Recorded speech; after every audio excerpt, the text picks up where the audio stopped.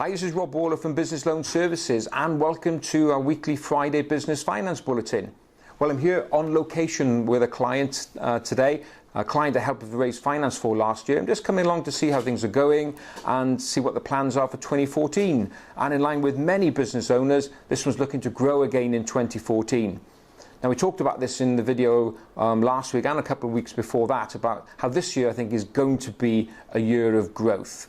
And so it's time now to dust off those business plans, look at those projections and start getting in front of the banks. Now, Ernst & Young, the accountants, went out and surveyed all the high street banks recently, and all the banks have said that they are ready, willing and able to lend. So time to get out there and actually shake those trees and get those plans together to see what you can get out of the banks to fund your growth plans. Now, one reason why many business owners go to banks is to request an overdraft facility. It's there to plug cash flow gaps, the difference between when money is owed to you and when you've got to pay it out.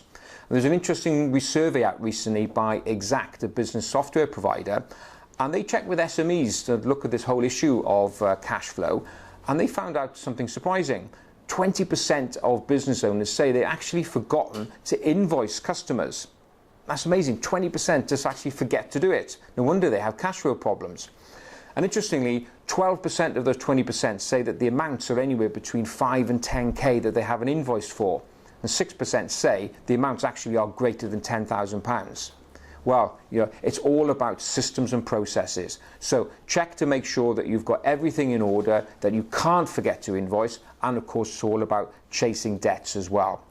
So what else have I been up to? Well, on Sunday I was doing another session for Kevin Green, Channel 4 Secret Millionaire, for his clients, again on access to finance and alternative sources of finance. So that was great to get to hear feedback from clients there and what their plans are for this year.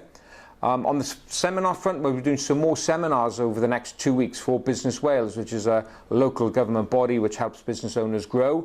Got a series of 4 workshops, again, all around the subject of access to finance. It's big demand out there for knowledge. Well, of course, you're actually watching all these videos, so you're ahead of the game. So well done for that. So what else? Well, there's a new peer-to-peer lender just come into the market called LendingWorks, so lendingworks.co.uk. They support the personal finance market, so looking to match borrowers and savers who want a better return on their money. So if you're looking for a new car, fund a holiday, whatever it may be, have a look at that resource, very useful and a new player in the market. So what's my tip for you this week? Well, it comes from a series of tweets that I've been exchanging with somebody around the issue of manager information. And I issued a video a couple of weeks ago about how important it is to have regular manager information. And it was picked up by a guy called David Lewis, and you can follow him on Twitter at CamroseDavid, or on his website camroseconsulting.co.uk. So hi David, and thanks for the exchange. We were exchanging about how important it is to have manager information. I was obviously coming from it the angle that banks need to see the information, and David helps business owners deal with manager information, make sure they make the best use of it.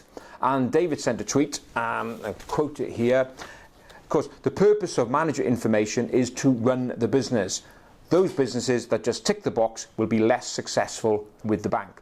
And David's quite right, because you can take all the information to the bank, but the key thing is you've actually got to know what those numbers say. You've got to interpret the data. So you can do one of 2 things here. You can actually learn how to interpret that data, understand about use of ratios and trends and really get to the nub of what the figures are telling you. Or alternatively, you'll get people like David in, or outsource to your bookkeeper and your accountant to actually tell you every month what those numbers mean. So it's all very well having the information, but it's what you do with it that's important and will really give you some insight into what's going on within your business. So that's it for this week.